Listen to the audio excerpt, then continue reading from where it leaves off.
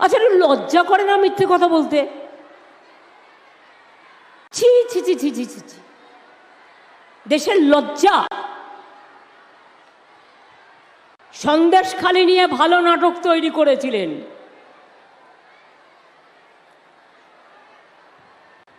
আসল তথ্য ফাঁস হয়ে গেছে। আমি অনেক দিন ধরেই আপনাদের বলছিলাম এটা পরিকল্পনা এবং বিজেপির তৈরি করা নাটক। আমি আজকে একজন সাংবাদিক আমি ঢোকবার পথে আমায় বলছিল এটা ফাঁস হয়ে গেছে। আমি এখনো ডিটেলসটা দেখিনি, আমি নিশ্চয়ই দেখব। কেন্দ্রের প্রতিনিধি মাননীয় রাজ্যপাল দেখছেন কীর্তি কারখানা, রাজভবনের কর্মচারীদের সাথে কি কাণ্ড করছে, মেয়েদের ডেকে নিয়ে গিয়ে মলেস্টেশন করছেন। আর তারপর প্রধানমন্ত্রী তার বাড়িতে রাত্রি যাপন করে চলে গেলেন। যিনি সন্দেশখালি নিয়ে বড় বড় সন্দেশ দেন, কই রাজ্যপালের ব্যাপারে একটা সন্দেশ তো দিলেন না। আপনার জগন্নাথ, আপনাদের এখানকার প্রার্থী, একটু সন্দেশ দিতে পারলেন না? খোঁজ নেননি কি করে? সবাই জানে, লোকাল লোক জানে, আর আমরা জানি না। কেন মুকুটমণি বিজেপি ছেলে তৃণমূলে চলে এলো? ওরা সবাই জানে ঘটনায়, লজ্জায় শিউরে ওঠে।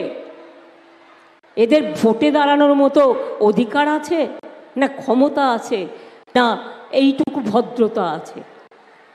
কিচ্ছু নেই। এবার মহুয়াদের ঠকিয়ে যাচ্ছে। 2014 বলল মতুয়া ভোট দাও, তোমাদের নিঃশর্ত নাগরিকত্ব দেব। 2019 বলল মতুয়া ভোট দাও, তোমাদের নাগরিকত্ব দেব। 2021 বলল মতুয়া ভোট দাও, আমরা তোমাদেরকে এক করে দেব। আর এখন জিজ্ঞেস করুন, এটা 2024, এখন বলছে ইলেকশনের আগে একটা কে নোটিফিকেশন করেছে, কেউ যায়নি, যে যাবে সঙ্গে সঙ্গে বিদেশি হয়ে যাবে। তার মানে আপনাদের বিদেশি করার পরিকল্পনা। লজ্জা করে না এদের? লজ্জা ঘৃণা ভয় কিছু থাকতে নয়। লজ্জা থাকলে বলতাম দরিয়ার কলসি দিলাম, যাও গিয়ে পানি তুলে নিয়ে এসো, জল তুলে নিয়ে এসো। তোমাদের মতুয়া প্রার্থী কোথায় ছিল সেদিন? বড় মাকে আজ নয়, মারা গেছেন কিছুদিন আগে, কয়েক বছর আগে। মনে রাখবেন, বড় মা যখন অসুস্থ হতো, গত 30 বছর ধরে আমার ছাত্র যুব রাজনীতির সময় থেকে বড় মা চিকিৎসা করাবার জন্য আমি নিয়ে যেতাম। আমাকে বালু বলতো, দিদি বড় মা অসুস্থ, আমি বলতাম শিগগির বেলভিউতে নিয়ে গিয়ে ভর্তি কর। কেউ খোঁজ রাখতো না, কেউ জানতো না। আর আমি বারবার যাবার পর মতুয়াদের ঠাকুর বাড়ির উন্নয়ন করলাম। হরিচাঁদ ঠাকুরের নামে আমরা সম্ভবত বিশ্ববিদ্যালয়, কন্যাশ্রী বিশ্ববিদ্যালয় একটা ক্যাম্পও করে দিয়েছি। এছাড়াও মনে রাখবেন যে আমরা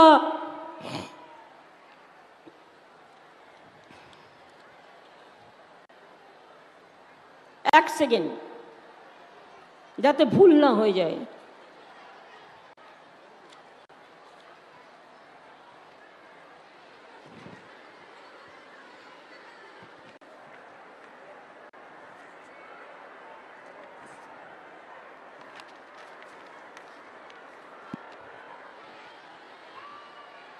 বড় মাকে আমরা বঙ্গবিভূষণ দিয়েছিলাম, সর্বোচ্চ সম্মান বাংলার।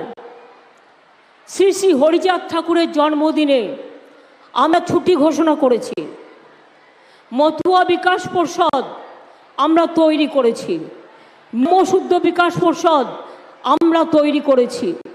ঠাকুরনগরকে ঢেলে সাজানো হয়েছে, গাইঘাটা ঠাকুরনগর পর্যন্ত রাস্তা করে দেওয়া হয়েছে। ঠাকুরনগরে হরিচাঁদ গুরুচাঁদ বিশ্ববিদ্যালয় তৈরি করে দিয়েছি। গাইঘাটায় পিয়ার ঠাকুর সরকারি কলেজ তৈরি করে দিয়েছি। ঠাকুরনগরে বিখ্যাত ফুল বাজার ও ফুল চাষিদের জন্য ফুল মান্ডি তৈরি করে দিয়েছি এবং ওখানে নতুন বৈদ্যুতিক স্টেশন করে দিয়েছি। তাছাড়াও গাইঘাটায় ITI, পলিটেকনিক, হাবড়া গাইঘাটা জলতৃপ্তি জল প্রকল্প, কিষাণ মান্ডি, পথসাথী সহ অনেক প্রোগ্রাম করা হয়েছে। আমরা করে দিয়েছি এগুলো। আমি মতুয়া ভাই বোনেদের বলবো, আমার প্রতি আপনাদের বিশ্বাস আছে? তাহলে জেনে রাখবেন, আমি NRC কোনোদিন করতে দেব না। আপনাদের কোনো অধিকার কেউ কেড়ে নিতে পারবে না।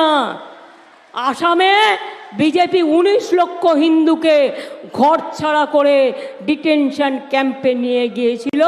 এসব বাংলায় হবে না। তাই আমায় গালাগালি দেয়, আমাদের টাকা বন্ধ করে দেয়, আমাদের উপর রাগ দেখায়। আমার কিছু যায় আসে না। আমার যায় আসে মানুষের কাছে। আমি যখন বলছি NRC করতে দেব না, দেব না তো দেব না।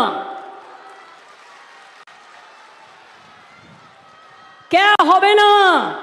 নিঃশর্ত নাগরিকত্ব সবার চাই, কারণ আমরা সবাই নাগরিক। আপনার রেশন কার্ড আছে, আপনার ছেলেমেয়েরা পড়াশুনো করে, আপনার কারো দোকান আছে, কারো চাষের জমি আছে, কেউ বা কিছু না কিছু করেন, প্রত্যেকে ভোট দেন।